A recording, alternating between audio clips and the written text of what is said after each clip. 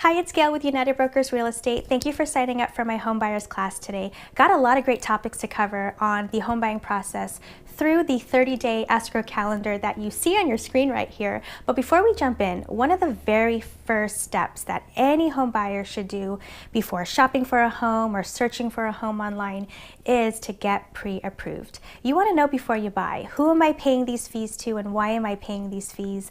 It'll also give you enough time to fix any problems with your credit or any unexpected errors before you fall in love with a home. Also, a seller will take your offer more seriously when you have a pre-approval letter attached and a copy of your proof of funds, because it shows you have your finances in order and that you're ready to move quickly. So those are the two must-have items that every home buyer should have with their offer, is a pre-approval letter and a copy of your proof of funds. All right, now that you have your pre-approval letter, you're ready to shop for a home, you find a home you love, and you're ready to submit an offer. Now the seller will either accept, reject, or counteroffer. In most cases, the seller will send out a multiple counteroffer to like the top 3 buyers before choosing the final offer. Well, let's say you are the winning offer. Congratulations, the seller has accepted your offer and the house is now pending. So now that we have an accepted offer, the first step is to open escrow. Now you're going to hear the term escrow and title throughout the transaction, but think of the escrow company as the referee. They're the referee between the buyer and the seller, and they're a neutral third-party company making sure that all of the required steps throughout the transaction happen smoothly, legally, and on time. They're also making sure that the home you're buying has clean title, just like a car. So the title company will provide a preliminary title report. And things that you want to look for is to make sure that the seller doesn't have any tax liens against the property, bankruptcies, any lawsuits. And if so, it's important to get those items cleared early on to prevent any delays with your close of escrow. Next, you'll want to submit a deposit, which is normally 3% of your purchase price. And that 3% goes towards your down payment or your closing cost. Now let's say, for example, your purchase price is $700,000. So 3% of that is $21,000. Now let's say you're putting 20% down, which is $140,000. So your remaining balance is $119,000 plus your closing costs.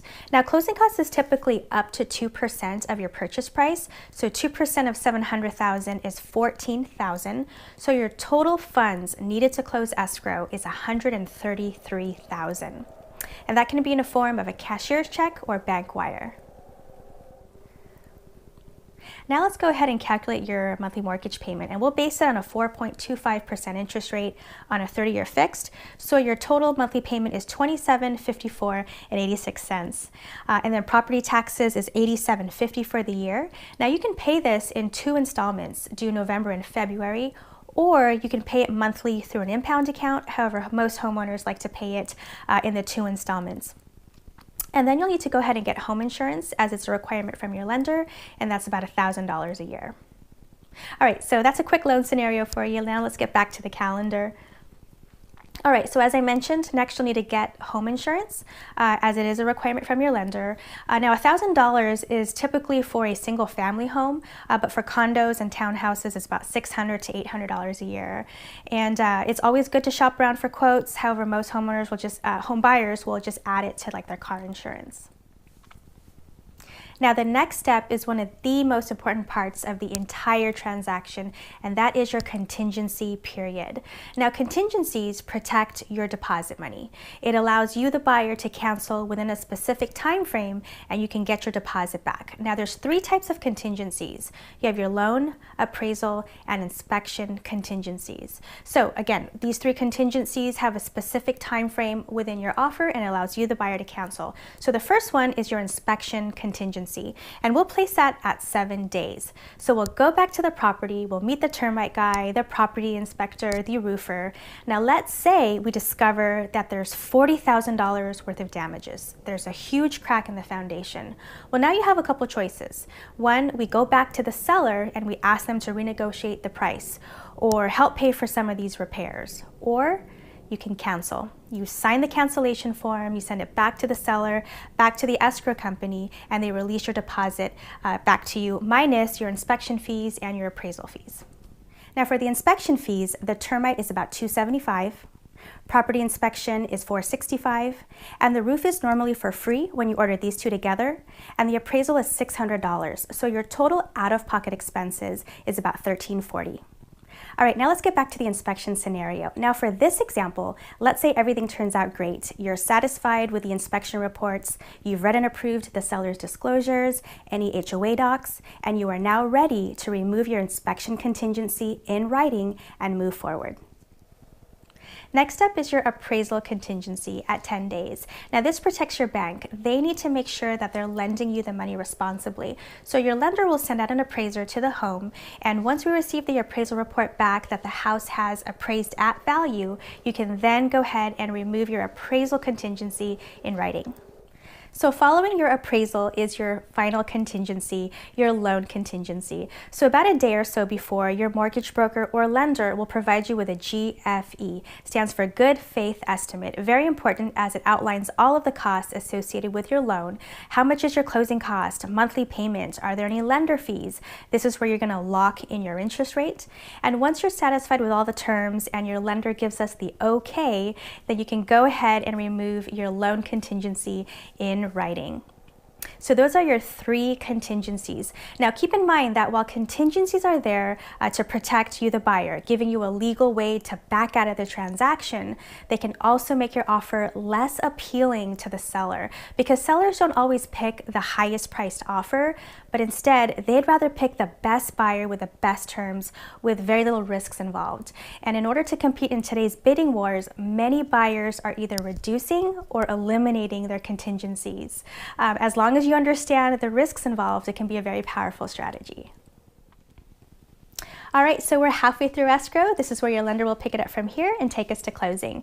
Now, the next few days is what we call lender final conditions. This is where they may ask for your updated financials, pay stubs, verification of employment. They may pull your credit one last time as we get closer to funding, which is your final week of escrow.